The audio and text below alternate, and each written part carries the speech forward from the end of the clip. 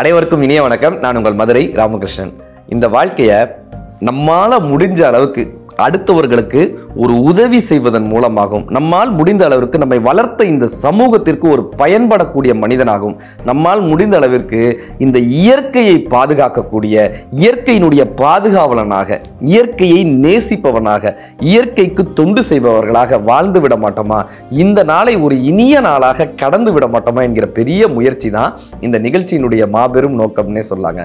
அதனால சார், இயற்கையினுடைய ரசிகராக, இயற்கையினுடைய பாதுகாவலராக தமிழ் தேவ மொழிங்க அவ்வை சொல்லுவாங்க ரொம்ப அழகா, இயல்வது கரவேல், நான் முடிஞ்சதை கொடுப்பா, இயல்வது கரவேல். சின்ன சின்ன விஷயங்களே உங்களால முடிஞ்சதை கொடுங்கப்பா. சார், 2004 வங்காரி மாதா அப்படின்றவங்களுக்கு நோபல் பரிசு கொடுக்கப்பட்டது. கென்யாவை சேர்ந்தவங்க வங்காரி மாதா, அவங்களுக்கு நோபல் பரிசு கொடுத்தாங்க. அவங்க என்ன பண்ணாங்கன்னா, கிட்டத்தட்ட 3 கோடி மரங்கள் நட்டவங்க சார். 3 கோடி மரங்கள். எவ்வளவு மரங்கள்? 3 கோடி. கிட்டத்தட்ட ஒரு காடை உருவாக்கி இருக்காங்க வங்காரி மாதா.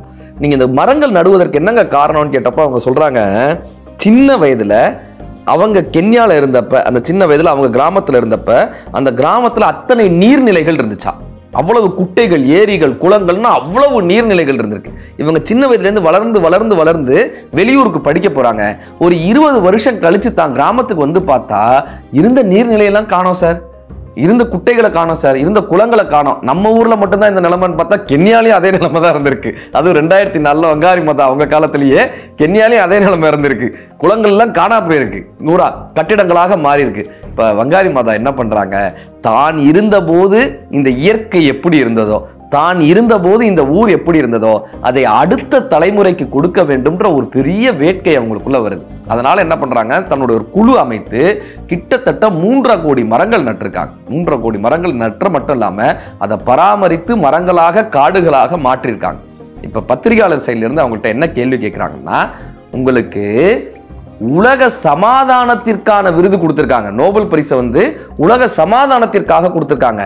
சுற்றுச்சூழல் பாதுகாப்புக்கு தானே நோபல் பரிசு கொடுக்கணும், இயற்கை பாதுகாப்புன்னு சொல்லி தானே உங்களுக்கு நோபல் பரிசு கொடுக்கணும்.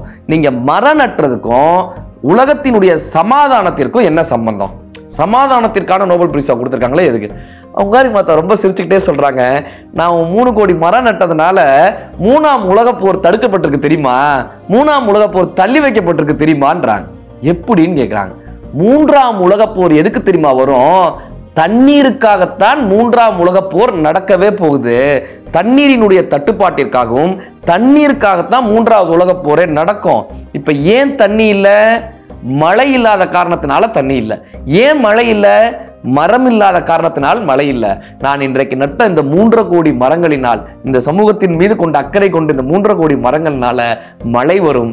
மழை வந்தால் தண்ணீர் வரும். தண்ணீர் வந்தால் இந்த 3ஆம் உலக யுத்தம் தள்ளி போடப்படும். அதனால் சமாதானத்துக்கான விருது நாங்களாங்க. எவ்வளோ பெரிய விஷயம், எவ்வளோ பெரிய விஷயம் சார். நம்ம நடக்கூடிய ஒரு மரம்ன்றது உலக யுத்தத்தை தடுக்குமா? உலக யுத்தத்தை தடுக்கக்கூடிய பெரிய விஷயம். அதனால தானே ஏபிஜே சார் சொன்னாரு, ஒவ்வொரு மாணவனும், படிக்கக்கூடிய ஒவ்வொரு மாணவனும் எனக்கு செய்யக்கூடிய உதவி, உங்கள் தெருவில் 10 மரங்களாவது நட்டு அதை பராமரிக்க வேண்டும். ஏபிஜே சார் ஒவ்வொரு மாணவனும் தான் வாழ்க்கையில ஒரு 10 மரங்களை நட்டு அதை பராமரிக்க வேண்டும்ன்றது ஏபிஜே சாருடைய மிகப்பெரிய ஒரு வேண்டுகோள். படிக்கக்கூடிய மாணவர்களும் சரி, பெரியவர்களும் சரி, வாழ்க்கையில என்னப்பா அப்படின்னா ஒரு 10 மரமாவது நம்ம நடணும் சார். எதுக்கு தெரியுமா? 3ஆம் உலக யுத்தம் நடக்காம இருக்கிறது. இந்த உலக யுத்தங்களை தடுப்பதற்கு தண்ணீர் இல்லை என்றால் இந்த உலகங்களில் மிகப்பெரிய யுத்தம் உருவாகும். அதை தடுக்கணும்ன்றாங்க. நம்மால தடுத்துட முடியுமாங்கன்ற ஒரு கேள்வி வருது இல்ல? ஏன் சார் இவ்வளவு பெரிய உலக யுத்தத்தை நான் ஒருத்தன் 10 மரம் நட்டுட்டா தடுத்துட முடியுமா சார் அப்படின்னு ஒரு கேள்வி வருது இல்ல? பாருங்க, சிறு துளி பெருவெள்ளம் நம்ம தமிழ் கற்றுக் கொடுத்தது. ஒரு காடு தீப்பிடிச்சு எரியுது, காடு தீப்பிடிச்சு எரியுது. இப்ப இந்த காட்டுல இருக்கிற எல்லா மிருகங்களும் தப்பிச்சு வெளியே ஓடுதுங்க. தீப்பிடிச்சு எரிஞ்சிச்சோட எல்லா மிருகங்களும் ஓடுறாங்க. ஒரே ஒரு சிட்டுக்குருவி சார், ஒரு சின்ன குருவி, அந்த குருவி என்ன தெரியுமா பண்ணுச்சு, தான் அழகால, அது வாய் எத்தனை இருக்கும், இத்தனூண்டுக்கு தானே இருக்கும், தன்னுடைய அழகால போய் பக்கத்துல இருக்கிற குளத்துல இருந்து தண்ணி எடுத்துட்டு வந்து காட்டு அந்த தீயில துப்பிட்டு இருக்கு சார். தீயில அப்படியே அந்த தண்ணீரை தெளிச்சுக்கிட்டு இருக்கு. எல்லா மிருகங்களும் சிரிக்கிறாங்க, சிரிச்சிட்டு சொல்றாங்க சிட்டுக்குருவிட்ட, வா தீயில வெந்து போயிடுவா வா. சிட்டுக்குருவி சொல்லுது, மாட்டேன், நான் இந்த காட்டு தீயை அணைக்க போராடுகிறேன், அணைக்க போராடுகிறேன். சிரிக்கிறாங்க. காட்டுத்தீ எப்படிப்பட்டது, நீ இத்துணூண்டு அழகால இத்துணூண்டு தண்ணி எடுத்துட்டு வந்து காட்டு தீயை அணைச்சிட முடியுமான்னு. சிட்டுக்குருவி வார்த்தை என்ன தெரியுமா, என்னால் முடிந்தவரை நான் போராடுகிறேன், என்னால் முடிந்தவரை நான் போராடுகிறேன். முடியவில்லையா, இந்த காட்டோடு நானும் எரிந்து சாம்பலாகிறேன். என்னை வளர்த்தது இந்த காடு, நான் பிறந்தது இந்த காடு, நான் உருவானது இந்த காடு, நான் உண்டது இந்த காடு, நான் குடும்பத்தில் இருந்தது இந்த காடு. என்னை வளர்த்த இந்த காடு எரியும் போது நான் இதை விட்டு தப்பித்து விட மாட்டேன்.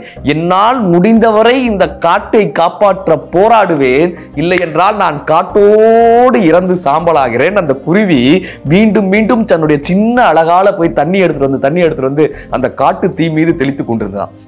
இதை பார்த்த மற்ற மிருகங்கள்லாம் யோசிச்சிருக்காங்க, இந்த சிட்டுக்குருவிக்கு இருக்கக்கூடிய அந்த விசுவாசம் நம்மிடம் இல்லையே, இந்த சிட்டுக்குருவியிடம் இருக்கக்கூடிய அந்த போராட்ட குணம் நம்மிடம் இல்லையே, இந்த சிட்டுக்குருவியிடம் இருக்கக்கூடிய அந்த அன்பு நம்மிடம் இல்லையே, இந்த காட்டை காப்பாற்ற வேண்டிய பொறுப்பு நம்மிடம் இல்லையேன்னு சொல்லி அத்தனை மிருகங்களும் தங்களால் முடிந்த அளவிற்கான தண்ணீரை எடுத்து வந்து அந்த காட்டின் மீது தெளிக்க தெளிக்க தெளிக்க தெளிக்க வானத்திலிருந்து மழை பெய்தது. இந்த மிருகங்களை பார்த்து, இதனுடைய போராட்ட குணங்களை பார்த்து வானத்திலிருந்து மழை பெய்ததாங்க. அப்படியே அந்த காட்டு தீ அணைந்தது, அந்த காடு காப்பாற்றப்பட்டது, எல்லா மிருகங்களும் அந்த காட்டு தீயிலிருந்து தப்பினன்னு அற்புதமான ஒரு ஜென் கதை வரும். நம்மால் முடிந்த அளவிற்கு போராடும் போது, நம்மால் முடிந்த அளவிற்கு இந்த இயற்கையை பாதுகாக்க வேண்டும் என்று நினைக்கும் போது, இயற்கை நம்மையும் பாதுகாத்து நமக்கான வாழ்வியலையும் பாதுகாத்து தரும்.